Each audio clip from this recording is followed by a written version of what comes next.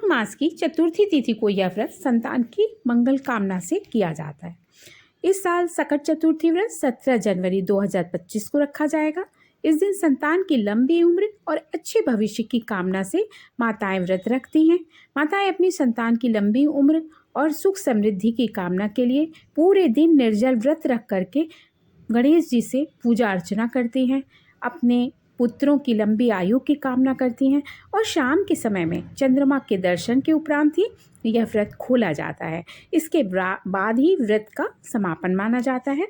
इस व्रत में चंद्रमा को अर्घ्य देने की प्रथा है। सात्विक आहार कर सकते हैं। जब तक चंद्रमा ना निकले तब तक पानी भी महिलाएं नहीं पीती हैं। ऐसा व्रत का विधान है। तो चलिए विस्तार से जानते हैं कि गणेश जी को क्या क्या अर्पित करना चाहिए, कैसे उनकी पूजा अर्चना करना चाहिए, कैसे उनसे सुख समृद्धि की मंगल कामना करनी चाहिए। संकष्टी चतुर्थी का व्रत सूर्योदय से शुरू होकर के चंद्र दर्शन तक रखा जाता है।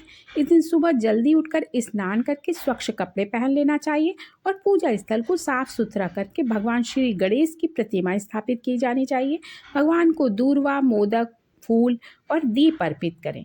दिन भर व्रत रखें और शाम को चंद्र दर्शन के उपरांत पूजा समाप्त करें। इस दौरान भगवान गणेश के मंत्र और स्तुति का पाठ भी करना चाहिए।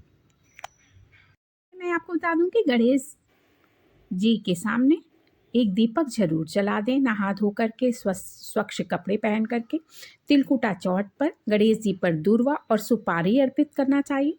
सुपारी को कलावे में बांधकर गणेश जी का स्वरूप भी बनाया जाता है। इस दिन गणेश जी तिल से बनी वस्तु और मौसमी फल उन्हें अर्पित करना चाहिए। ऐसा कहा जाता है कि सकट चौथ पर गणेश जी की पूजा से भगवान गणेश प्रसन्न होते हैं और संतान को लंबी उम्र का आशीर्वाद देते हैं। इस बात का ध्यान रखना जरूरी है कि गणपति को कभी भी तुलसी दल अर्पित नहीं करना चाहिए। इस दिन तिल से बकरा बनाया जाता है और संतान के सिक्के के जरिए इसे काटा जाता है। यह एक प्रथा है जिसे कुछ भागों में, मतलब भारत के कुछ हिस्सों में लोग मानते हैं और कुछ हिस्सों में दूसरी तरह से पूजा अर्चना करते हैं। वस्तुतः यह पूर्वांचल में ज़्यादा प्रचलित है कि तिल से बकरा बना करके उसकी बलि दी जाती है। मतलब ऐसा बलि के रूप में तिल का बकरा काटा जाता है। या उनकी कब करनी चाहिए गणेश जी की, तो अधिकतर जगह सुबह का व्रत का संकल्प ले लेते हैं और फिर शाम को गणेश जी की पूजा अर्चना करते हैं।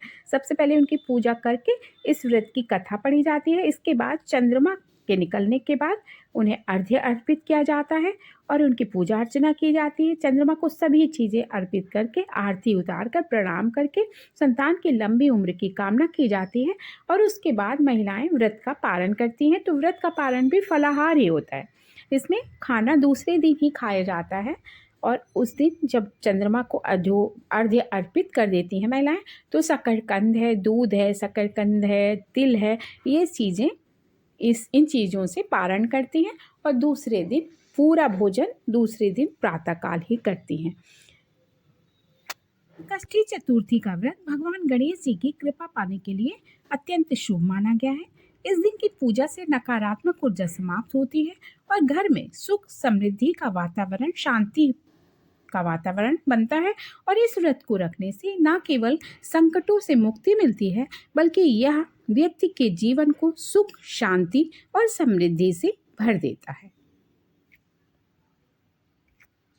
मैं आपको और बताना चाहती हूँ, हालांकि यह बात मैंने पिछले वीडियो में अपने शेयर कर रखी है, लेकिन फिर भी आप ये जान लें कि जो चंद्रोदय का चंद्रमा को अर्घ्य देने का समय है वो रात्रि 9:09 पर होगा और इसके साथ ही इस व्रत का महिलाएं समापन करेंगी पारण करके।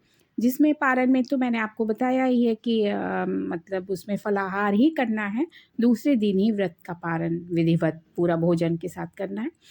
तो अगर आपको मेरा वीडियो अच्छा लगा हो तो प्लीज़ इसे शेयर कीजिएगा अपने दोस्तों से, अपने मित्रों से, और इसे लाइक भी कीजिएगा और मेरे चैनल को सब्सक्राइब भी कीजिएगा। अगले वीडियो में आपसे फिर मुलाकात होगी। तब तक के लिए नमस्कार।